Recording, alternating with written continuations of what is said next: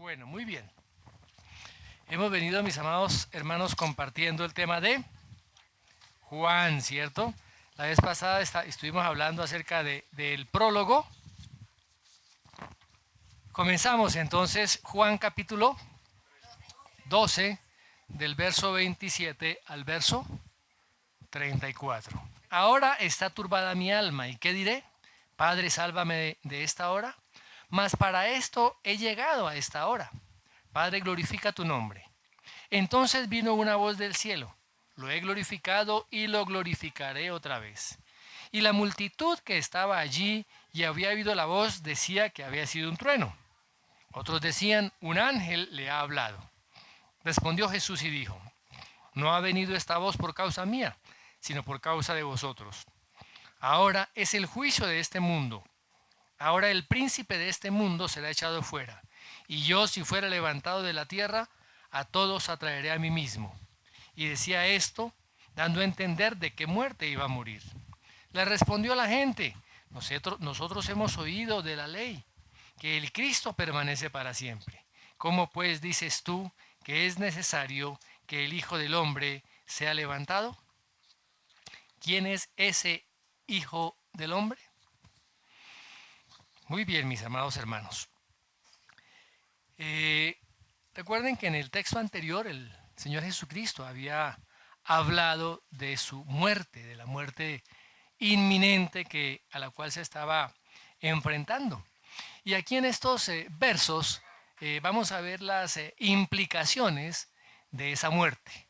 En la ocasión anterior hablamos de la muerte de Cristo como uno de los eventos principales del Evangelio. Así es que veamos el verso 27 y la primera parte del verso 28. Ahora está turbada mi alma, ¿y qué diré? Padre, sálvame de esta hora, mas para esto he llegado a esta hora. Padre, glorifica tu nombre. La muerte del Señor Jesucristo era parte central del plan que Dios tenía para redimir al hombre. Fijémonos que allá en Hebreos 12:2 dice que por el gozo puesto delante del Señor Jesucristo, Él sufrió la cruz. Pero también el otro lado de la cruz nos habla también de el dolor, el sufrimiento que el Señor Jesucristo experimentó. Y aquí ese texto habla de que dice, ahora está turbada mi alma. ¿Qué significa esa palabra turbada? Viene de un verbo griego que es tarazó, que quiere decir agitada, que quiere decir revuelta, inestable y aún horrorizada. O sea que es una palabra bien, bien fuerte que el Señor Jesucristo está utilizando, ¿no? O sea que hay una continua turbación en este momento en Él. Pero pues Él continúa con el plan de Dios. Ahora, ¿por qué está turbada su alma? Él tenía que cargar sobre sí todo el peso del juicio de Dios sobre el pecado. Ahora, Cristo no fue a la cruz con indiferencia o como decimos deportivamente, ¿no? No, para nada, mis hermanos. Eso involucraba todo un sufrimiento, todo un proceso de dolor. Ya el autor de Hebreos en el capítulo 5, verso 7, dice que por causa de ese dolor él ofreció ruegos y súplicas con gran clamor y lágrimas al que le podía librar de la muerte y que fue oído a causa de su temor reverente. Y aquí hay unas preguntas bien interesantes que el Señor Jesús hace, ¿no? ¿Y qué diré? Padre, sálvame de esta hora. Hay un interrogante, ¿cierto? Pero no porque el Señor Jesús estuviera rogando al Padre para que lo librara de la misión que tenía que realizar, sino está haciendo un pensamiento, por así decirlo, hipotético, ¿no? ¿Será que yo tengo que decirle al Padre que me libre de esta hora? Es lo que estaba planteando. ¿Será que yo le pido eso? cuando el mismo Señor Jesucristo sabía cuál era la misión que tenía que llevar y que estaba ya enfrentado a la muerte. ¿Mm? De tal manera que el Señor se entregó de manera voluntaria. Miremos lo que dice Juan 10, del 17 al 18. Dice, por eso me ama el Padre, porque yo pongo mi vida para volverla a tomar. Nadie me la quita, sino que yo de mí mismo la pongo. Tengo poder para ponerla y tengo poder para volverla a tomar. Este mandamiento recibí de mi Padre. Recuerdan también, mis amados, que cuando el Señor Jesucristo fue detenido, fue apresado, la respuesta de Pedro, ¿sí? Fue una respuesta violenta, ¿cierto? Con la espada le corta la oreja a uno de los oficiales del templo. ¿Y qué le dice el Señor Jesucristo allá en Mateo 26:53? Dice, ¿acaso piensas que no puedo ahora orar a mi Padre y que Él no me daría más de 12 legiones de ángeles? O sea que el Señor Jesucristo no fue una víctima. Hay muchos pensadores que afirman que el Señor Jesucristo fue una víctima de las circunstancias, que fue una víctima del sistema religioso judío, que fue una víctima del sistema político de Roma. Pero ¿qué es lo que está diciendo la palabra? Él no fue una víctima, él fue voluntariamente a la cruz. Fue y cumplió el plan eterno que Dios había determinado para la redención del hombre, para redimir al hombre del pecado.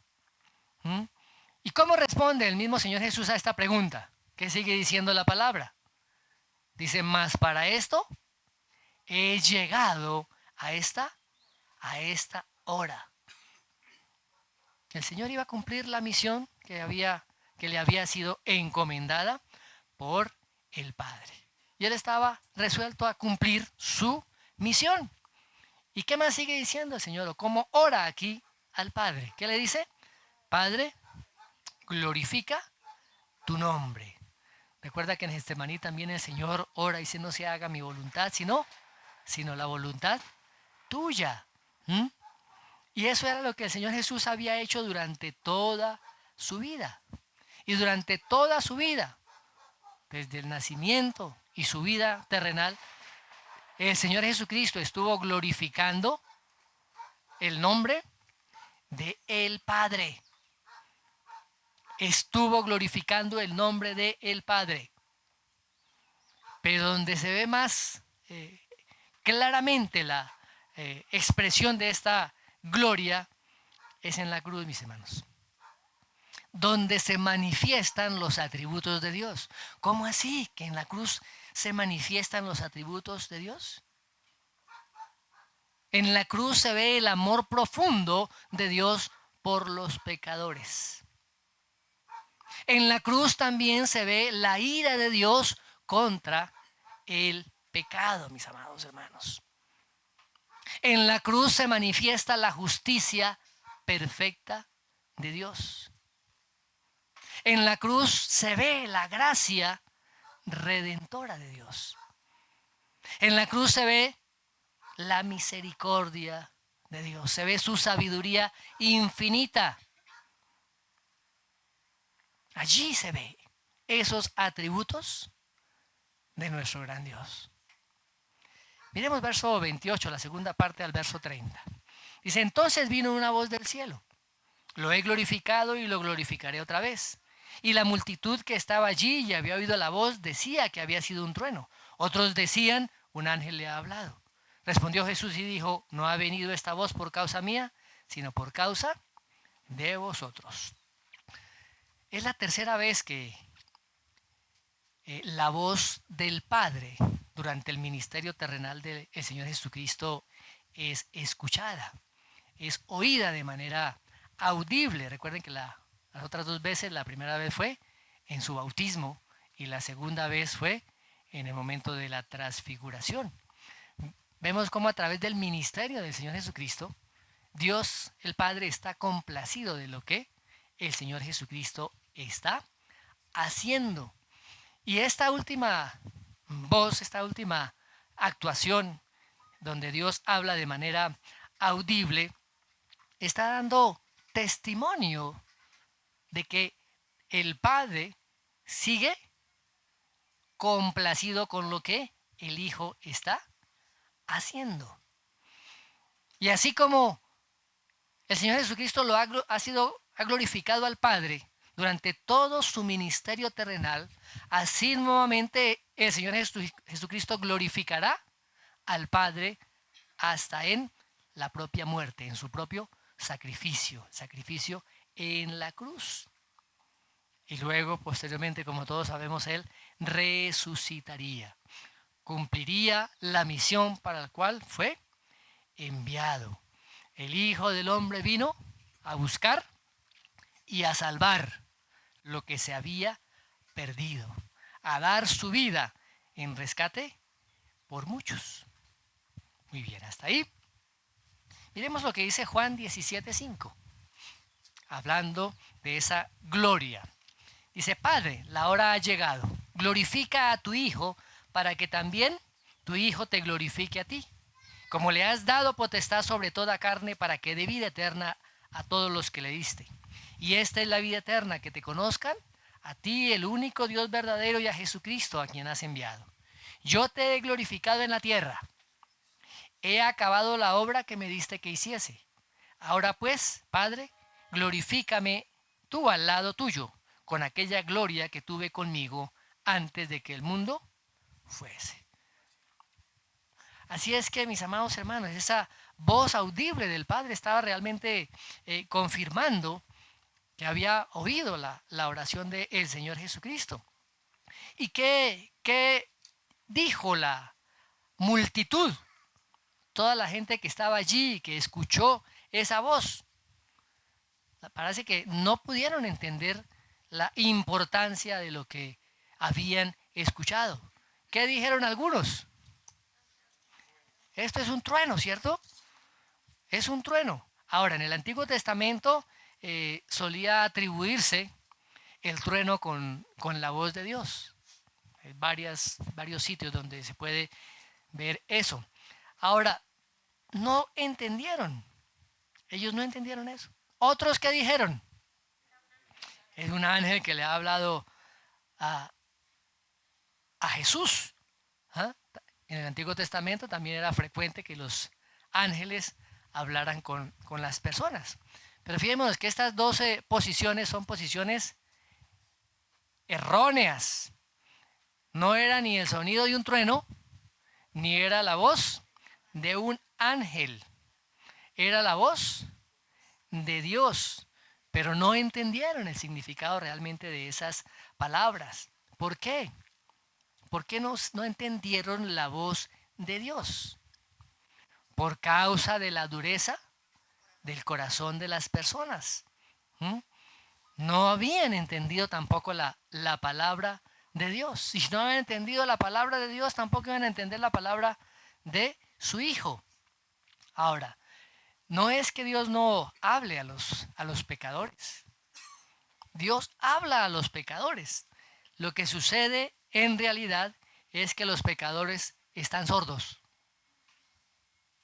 No pueden entender la palabra del Señor.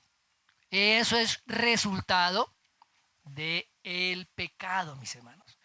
Y por ese pecado viene el juicio divino. Amén. Muy bien. Miremos lo que dice 1 Corintios 2:14.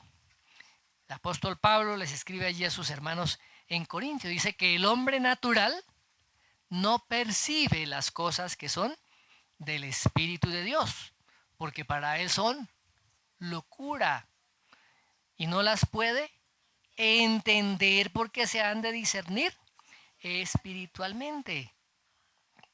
¿Y qué dice el Señor Jesús? ¿Qué responde cuando escucha esa voz?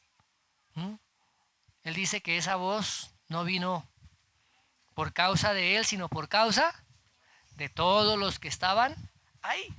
Bueno, pero al fin sí vino si Jesús hace una pregunta y el Padre le responde, ¿no le responde al Hijo también? Sí, también, pero principalmente para los que estaban cerca y particularmente para sus discípulos, para que los discípulos tuvieran la plena confirmación, ¿sí?, que Él era el Hijo, el Hijo de Dios. Y hay un autor que dice lo siguiente, dice, esta respuesta milagrosa fue para los discípulos, para que pudieran oír directamente que el Padre de verdad respondía a Jesús. ¿Y cuál era la respuesta? Fue otra comprobación del Padre, de las más fuertes y claras, de que Jesús era su muy amado Hijo. Así que los que estaban ahí no entendieron, no comprendieron esa palabra de Dios. Muy bien, veamos versículos 31 al 33. Dice, ahora es el juicio de este mundo. Ahora el príncipe de este mundo será echado fuera. Y yo, si fuera levantado de la tierra, a todos atraeré a mí mismo. Y decía esto dando a entender de qué muerte iba a morir. Vemos que el Señor Jesucristo ya estaba profetizando lo que iba a suceder. Y estaba afirmando el triunfo final que vendría después de la cruz. Las victorias que Él alcanzaría. ¿Y cuál fue la primera?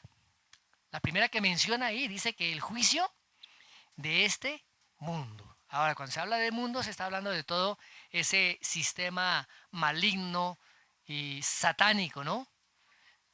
De todos aquellos que están en rebelión contra Dios. Y fijémonos que dice que el Señor vence en la cruz al mundo. Y a través de su obra en la cruz, el mundo es condenado. Ojo, mis amados. Porque es que a veces creemos solamente que en la cruz viene la redención. Y es claro, ese es el punto central. Pero también a través de esa cruz viene juicio para el mundo. Lo está diciendo ahí él. Dice, ahora es el juicio de este mundo. ¿Para quiénes? Para todos aquellos que lo rechazan. Para todos aquellos que no han creído en el Señor Jesucristo como el Señor y el Salvador. Y vienen a condenación y al juicio eterno y al infierno. El segundo aspecto que vemos ahí, o la segunda victoria, ¿sí?, es que también traería juicio ¿sobre quién? Sobre el príncipe de este mundo. ¿Quién es el príncipe de este mundo? Pues Satanás, mis hermanos. Satanás. Y la palabra está diciendo que el príncipe de este mundo será echado fuera. ¿Qué significa eso? ¿Que ya no está en la tierra? Dice que antes éramos esclavos de Satanás. Obedecíamos lo que él dijera. Pero ahora, a través de la muerte de el Señor Jesucristo, su autoridad y su influencia sobre nuestras vidas es quitada. No significa que no esté y siga acosando y siga como león rugiente. Pero ya el poder del enemigo sobre nuestras vidas ha sido roto. Ha sido quebrantado por lo que el Señor Jesucristo hizo. Muy bien. Ahora, ¿qué va a pasar con Satanás? Llegará un momento en que Satanás será expulsado también del cielo. Acuérdense que todavía Satanás tiene acceso al cielo. ¿A qué va Satanás al cielo? ¿Por qué me mira así? ¿No sabía que Satanás iba al cielo? ¿Cómo le parece? Él tiene un trabajo allá en el cielo. ¿Y sabe cuál es? Acusar a los santos. Acusar a los santos. Pero Satanás será lanzado al abismo. Dice la palabra que por el milenio. Va a estar 1000 años en el milenio. Después va a ser liberado por un poco de tiempo. ¿Sí? Y finalmente será enviado. ¿A dónde será enviado? Al lago de fuego. Allá ustedes en Apocalipsis capítulo 20 pueden ver todo este proceso, ¿sí? Muy bien, y allá permanecerá en el lago de fuego pues por toda la eternidad. Muy bien. Vence sobre el sistema del mundo y vence sobre el príncipe de este mundo. Y la tercera, que es positiva, bien, dice que cuando él sea levantado de la tierra, ¿qué significa ser levantado de la tierra? Cuando esté allí en la cruz, crucificado. Acuérdense también que habla de que cuando Moisés levantó la serpiente, es levantada. Aquí el Señor Jesucristo también es levantado de la tierra. Fíjense que ahí lo explica. Ahí lo explica. Lo que pasa es que a veces no leemos con cuidado. Y si yo fuera levantado de la tierra, a todos atraeré a mí mismo. Y decía esto. ¿Qué estaba diciendo? Seré levantado. ¿Y por qué lo decía? Dando a entender de qué muerte iba a morir. Es la nota que coloca ahí el apóstol Juan, dando a entender de qué muerte iba a morir. Y dice que cuando se ha levantado, ¿qué va a hacer? Atraeré, dice, atraeré a todos a mí mismo. ¿A quiénes son todos? A todos los que han sido redimidos, no es a todos los universalistas dicen que finalmente Dios siendo tan bueno entonces va a traer a todos y les va a perdonar a todos. Eso no dice la palabra, ¿sí? Todos aquellos que han creído, todos aquellos que han sido redimidos por la sangre del Cordero, todos aquellos que han sido escogidos para salvación. O sea que todos aquellos que han creído en la obra del Señor Jesucristo, todos aquellos que han creído en la cruz, lo que recibimos en la cruz, son los que el Señor Jesús atrae a sí mismo. O sea que no podemos acercarnos a Dios el Padre, mis amados hermanos, ¿sí? Si no es a través de la cruz. No es a través de los ángeles, no es a través de los santos, no es a través de las vírgenes, nada de eso, eso es puro cuento. La única manera de podernos acercar a Dios es a través de la cruz, de la obra que el Señor Jesucristo hizo allí, de su muerte. Porque ahí es donde hay verdadera expiación por el pecado. Ahí es donde se concede el verdadero perdón al ser humano. Versículo 34. Dice, le respondió la gente, nosotros hemos oído de la ley, que el Cristo permanece para siempre. ¿Cómo pues dices tú que es necesario que el Hijo del Hombre sea levantado? ¿Quién es este Hijo de Hombre?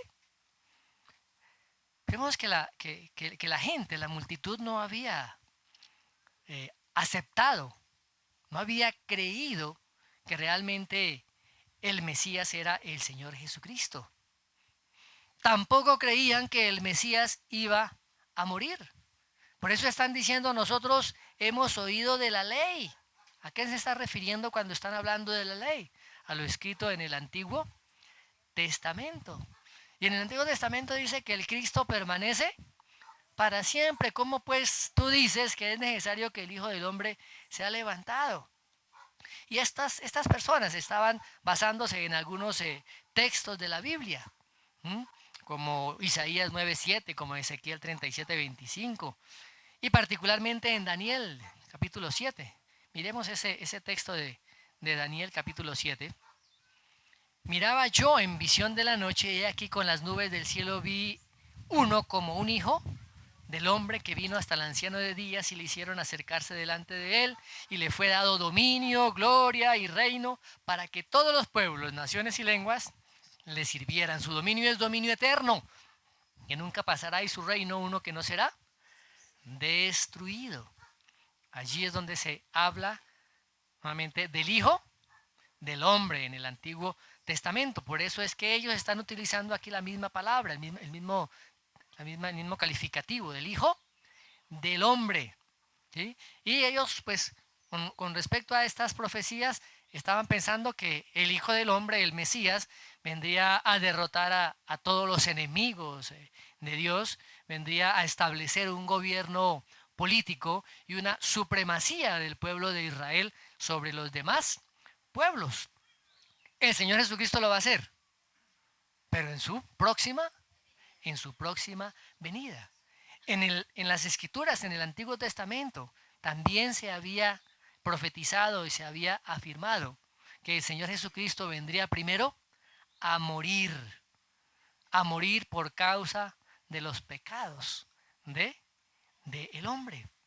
O sea que ellos tenían una interpretación errónea. Por eso hacen esa pregunta un poco burlona y sarcástica. ¿Quién es este hijo del hombre? ¿Eh? Oye, ¿de qué hijo de hombre estás hablando? Le están diciendo a Jesús. Ese no es el hijo del hombre que habla en las Escrituras. Pero fíjate quién eran los que estaban equivocados.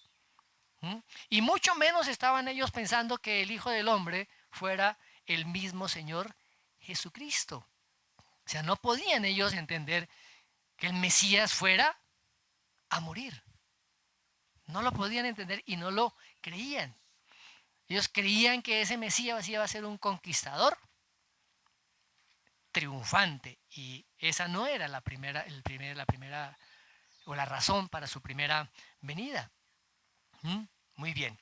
Ahora, fijémonos que el Señor Jesús vino a cumplir todo el plan de Dios. Vino a cumplir el propósito de Dios. Completó su misión. Y lo hizo de varias maneras. Vamos a mencionar algunas. Número 1, la muerte del Señor Jesucristo fue ese sacrificio para Dios. Recordemos que en el Antiguo Testamento los corderos se sacrificaban para Dios, por causa del pecado del hombre.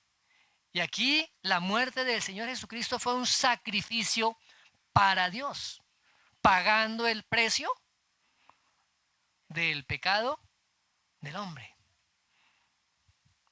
¿Qué es el pecado? Es el violar la ley del Señor. Número 2, la muerte del Señor Jesucristo fue un acto de sumisión, total rendición por parte del Hijo. Se sujetó al Padre y fue obediente, dice la palabra, hasta la muerte y muerte de cruz.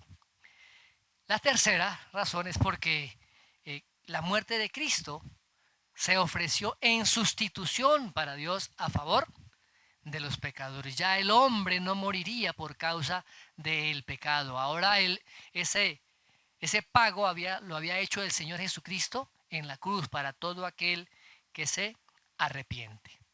Número 4, la muerte de Cristo pone fin a la ira de Dios contra el pecado. ¿A favor de quiénes? De los elegidos, ¿cierto? A favor de los creyentes. O sea que ya no hay condenación. Ya no hay condenación. ¿Para quiénes? Para los creyentes.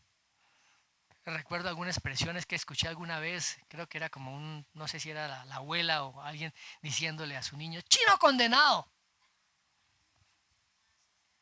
Así le decían, ¿cierto? Chino condenado. Claro, y es que en la condición de no conocer a Cristo, todos estamos bajo condenación.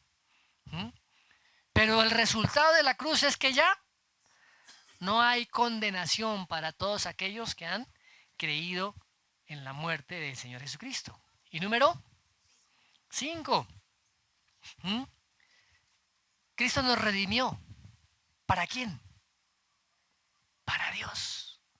Hemos sido redimidos para Dios. Ahora le pertenecemos a Él. Somos su familia. Cada uno de nosotros somos parte de su familia. Qué bendición, mis amados hermanos. Todo lo que se deriva de la muerte en la cruz del Señor Jesucristo. Miremos qué dice Hebreos 2:10. Porque convenía a aquel por cuya causa son todas las cosas y por quien todas las cosas subsisten, que habiendo de llevar muchos hijos a la gloria, perfeccionase por aflicciones al autor de la salvación de ellos. ¡Wow! Como creyentes, como cristianos, podemos nosotros, mis hermanos, disfrutar de la gloria y de la vida eterna. ¿Por qué? ¿Por qué? Porque el Señor Jesucristo soportó la muerte y pagó el precio que Dios había establecido por causa del pecado. Escúchenme bien, mis hermanos. Disfrutar de la gloria y de la vida eterna. ¿Qué dice Juan 17? 17:3. Y esta es la vida eterna, que te conozcan a ti, el único Dios verdadero, y a Jesucristo, a quien tú has enviado. Mis amados, ¿estamos disfrutando de la gloria del Señor? ¿Estamos disfrutando de la vida eterna?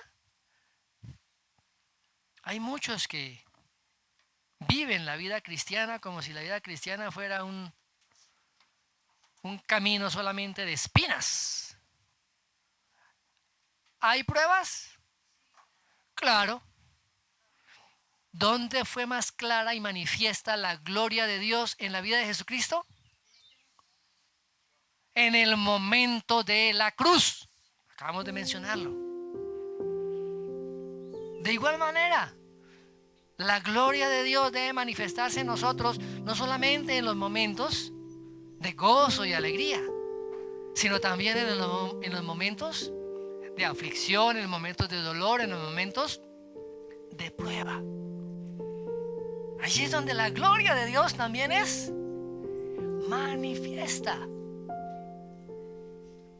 Y de la misma manera, experimentar la vida eterna. Pero ¿cómo experimentamos la vida eterna desde ahora? ¿Cómo? Y esta es la vida eterna que es a través del conocimiento de nuestro Dios y Padre. A través del conocimiento de Cristo, su Hijo. Y ese conocimiento viene porque el Espíritu Santo abre nuestro entendimiento y nos recuerda y nos muestra todas las cosas que el Señor Jesucristo dijo. Así es que podemos, mis hermanos, podemos vivir nuestra vida en victoria. Podemos vivir nuestra vida de gloria en gloria. Podemos vivir nuestra vida disfrutando desde ahora de la vida eterna. Claro que sí. Porque la obra la culminó, la perfeccionó y la terminó el Señor Jesucristo a nuestro favor. Ahora,